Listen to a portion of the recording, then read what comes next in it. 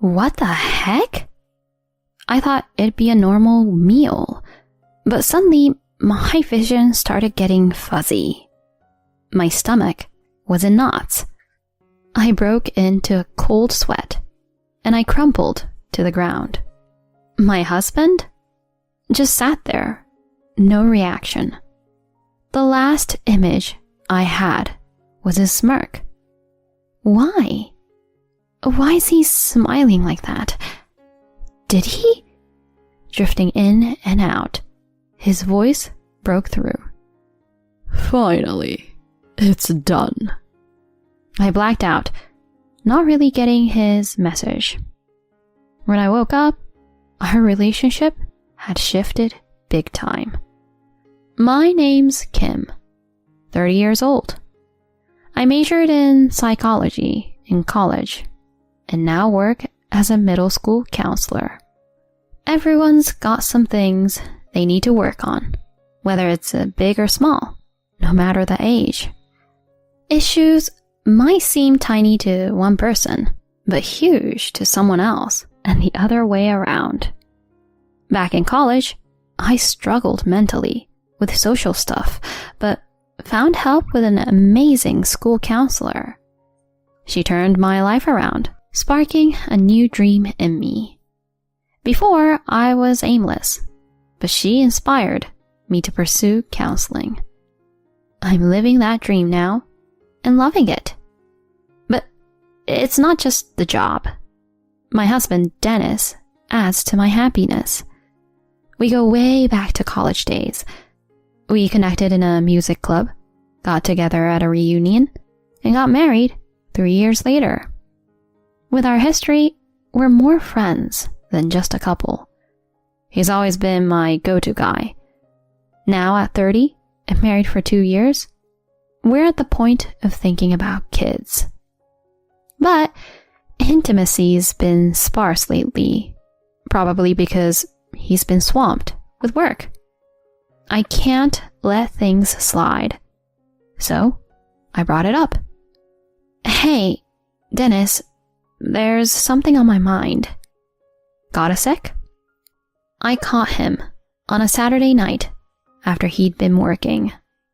He let out a sigh and responded. What is it now? I pushed past his tone. So, we're both 30, right?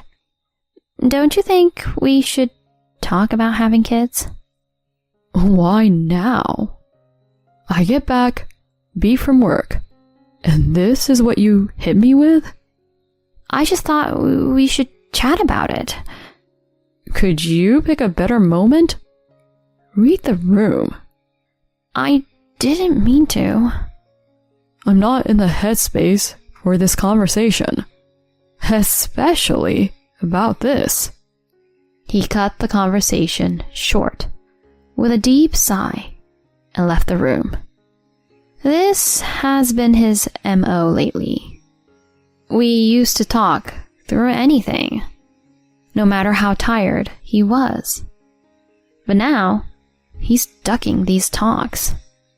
I've noticed a shift in him over recent months. Maybe his work, taking up our together time, is the culprit. But my efforts to reconnect seem pointless if he doesn't meet me halfway. I do want kids. But first, we've got to be on solid ground. The following day, he didn't get out of bed until the afternoon. Once he finally showed up in the living room, I tried again. Look, I'm sorry about yesterday, but we've been drifting apart. I was hoping we could get back to spending quality time together, like old times. From kids to this? Can't you see I'm buried in work? I know you're slammed, but working late every night and the weekends? It's a lot.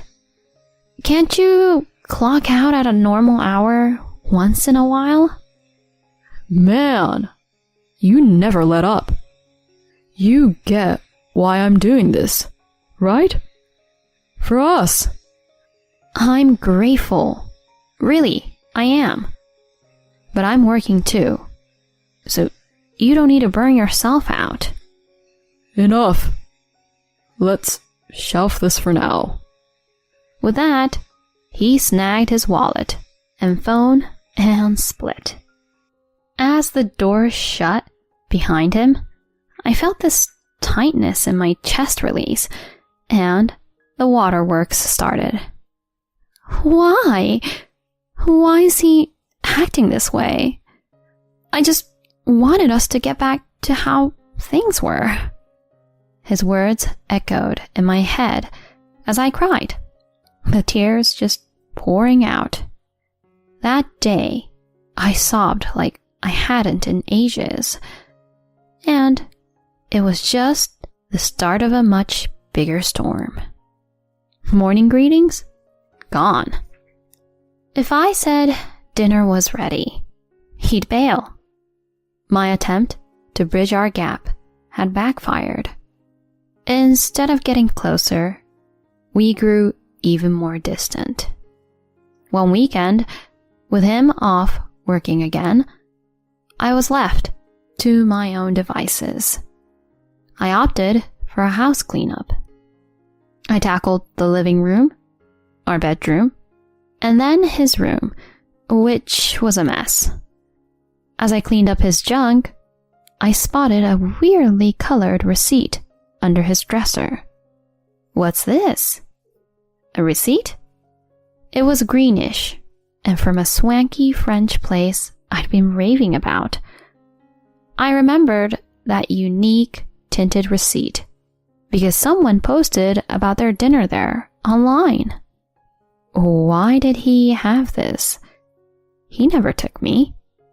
The order was clearly for 2, maybe 3. I was sure he knew I wanted to have dinner there. Why keep it from me? A sinking feeling set in. Digging deeper, his trash yielded more 2-person dining receipts. He'd been eating out often, and clearly with someone he didn't want me to know about. The dates matched his late nights at work. Had he been lying? Maybe he was seeing someone and just using work as a cover. My head swirled with doubts and my heart felt heavy. I had to ask him. When he got in around 11 that night, I jumped right in. Are you seeing someone? His eyes went wide, but he quickly laughed it off, saying, Seriously? You think I'm cheating? That's way out there. Then, explain these receipts. They're all for 2. Who did you go out with? Just a work buddy. I pick up the tab because they're junior to me.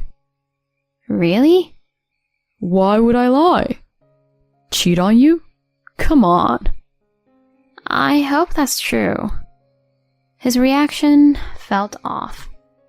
Typically, he'd be upset, but now he just gave a forced grin. He was up to something.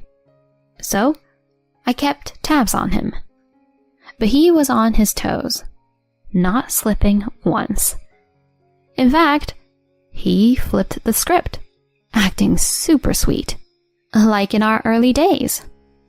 Kim, how about dinner tonight? I'll be home early, and let's hang out Saturday. Remember that cake you love? Got one for dessert tonight. It was like night and day from before. But his sudden niceness was definitely because I'd called him out. He was hiding an affair. Catching him in the act, though, was proving tough. While I was mulling over my next move, he threw a curveball. Our anniversary's Saturday, right? I've got it all covered. Let's make it special. You're doing everything? Yeah, I've been a pain recently. I'll take care of everything. Wine, snacks, the works. That's sweet, but why the sudden plan? Just want to show you I care. Is that okay? I couldn't shake this uneasy feeling.